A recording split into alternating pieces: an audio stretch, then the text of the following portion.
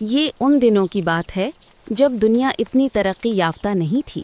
لوگ سادگی سے زندگی گزارتے تھے، ایک دوسرے کی مدد کرتے تھے۔ ایک چھوٹے سے گاؤں میں سب لوگ ہنسی خوشی رہتے تھے۔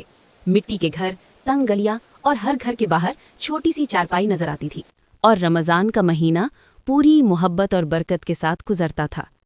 اسی گاؤں میں ایک چھوٹا سا یتیم لڑکا رہتا تھا۔ اس کے پاس زیادہ کچھ نہیں تھا، لیکن دل بہت بڑا تھا۔ ہر صبح وہ فجر سے پہلے اٹھتا، اپنا چھوٹا سا آنگن صاف کرتا، برتنوں کو دھو کر دھوپ میں رکھ دیتا اور ایک چھوٹی سی پلیٹ الگ رکھ دیتا جس میں وہ افطار کے لیے کچھ کھجور اور روٹی سنبھال کر رکھتا۔ صبح کے وقت وہ گاؤں کی گلیوں میں نکل جاتا، کبھی کسی بزرگ کے لیے کنویں سے پانی بھر کر لاتا، کبھی کسی دادی اماں کے آنگن کو جھاڑو دیتا۔ بزرگ اسے دعائیں دیتے اور وہ چپ چاپ مسکراتا ہوا اپنا کام کرتا رہتا۔ دوپہر کے وقت جب گاؤں کے بچے کھیلتے اور ہنسی مذاق کرتے، وہ بھی انہیں دیکھتا، لیکن کھیلنے کی بجائے اپنے کاموں میں لگا رہتا۔ بچے اس سے پوچھتے، تم ہمارے ساتھ کیوں نہیں کھیلتے؟ وہ بس ہلکا سا مسکرا دیتا اور چپ رہتا۔ رمضان کے روز وہ ایک عجیب کام کرتا تھا جو کسی کو پتا نہیں تھا۔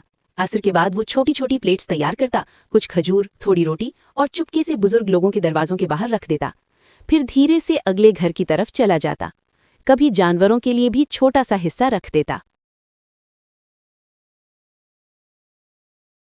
گاؤں والوں کو لگنے لگا کہ کوئی انجان شخص یا شاید کوئی معجزہ ان کی مدد کر رہا ہے۔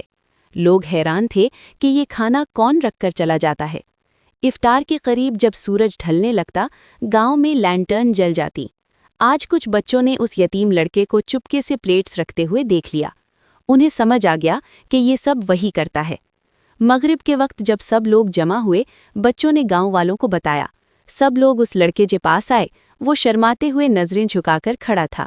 ایک بزرگ عورت نے اس کے سر پر ہاتھ رکھا اور کہا، بیٹا، تمہاری خاموش نیکیوں نے ہمارے دل خوش کر دیے۔ سب نے اس کے لیے دعائیں کی، کسی نے اسے مٹھائی دی۔ لڑکا بس ہلکا سا مسکرایا، جیسے اسے صرف اللہ کی خوشی چاہیے تھی۔ اس رات گاؤں کی گلیاں لینٹرن کی روشنی سے چمک رہی تھیں۔